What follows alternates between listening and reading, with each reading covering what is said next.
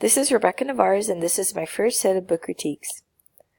The first book is King Bidgood's in the Bathtub, written by Audrey Wood and illustrated by Don Wood. The reading level is kindergarten to first grade. It received the Caldecott Honor. This realistic fiction is about King Bidgood, who does not want to get out of his bubbly bathtub. All of his royal court tries to get him out with different activities for him to do, but instead he demands to complete these activities in the tub. Mr. Waffles, written and illustrated by David Weisner. This is for pre-K to first grade. It received the Caldecott Honor. This picture book is about a spaceship full of aliens that get attacked by a feisty cat named Mr. Waffles. In their plan to repair their spaceship, they find some bugs that then join forces with them to take down Mr. Waffles. The Last Stop on Market Street, written by Matt de la Pena and illustrated by Christian Robinson. It is for pre-K to second grade. It received the Caldecott Honor, the Newbery Medal, and the Coretta Scott King Award. This realistic fiction book is about a young boy named CJ and his Nana.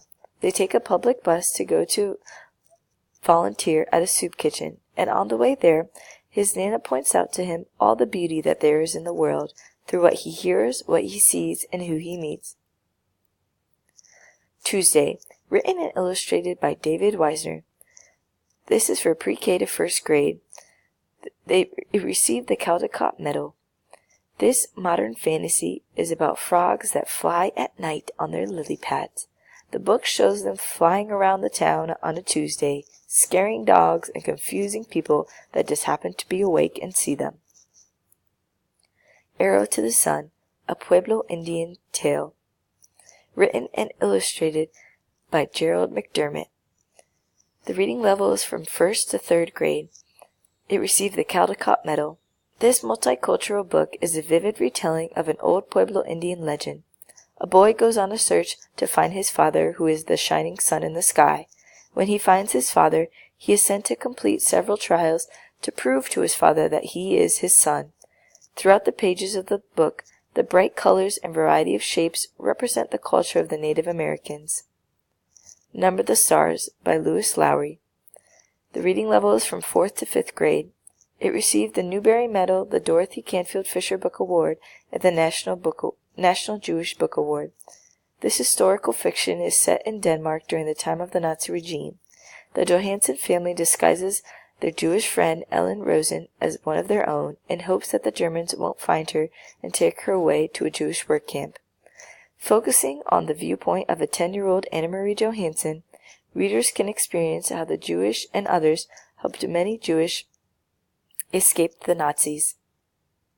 As fast as words could fly. Written by Pamela M. Tuck and illustrated by Eric Velasquez. It is for 3rd to 4th graders. This book received the New Voices Award. This historical fiction book is based on the true accounts of a young African-American boy named Mason Steele during the time of racial segregation. He receives a typewriter and decides to use it when he enters the county typing tournament to speak on his experiences of prejudice in an all-white school. My featured text for this book critiques is The Showway, written by Jacqueline Woodson and illustrated by Hudson Talbot. It is for 2nd to 3rd grade. It received the Newbery Medal of Honor.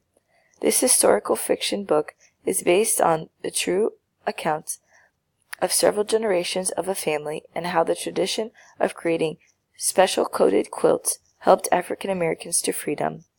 The book is based off of the author herself and her family's contribution to the Underground Railroad. I picked this book because it shows how family traditions are very essential to life and can be truly beautiful. Because by the way that the quilt has secret messages for those who want to go through the Underground Railroad truly shows how family traditions are a great thing for life. The first lesson is of history for 3rd graders. Students will research more on the Underground Railroad. They will then complete a timeline of what it would be like to travel through the Underground Railroad in 1860. They will write on the timeline who they would meet, where they will go, and what they will endure. They will then share their timelines with the class. Here is an example of what a student could make using the technology tool Satori. Here is a timeline showing what a student would recount, describing in detail what they would see and what they would endure.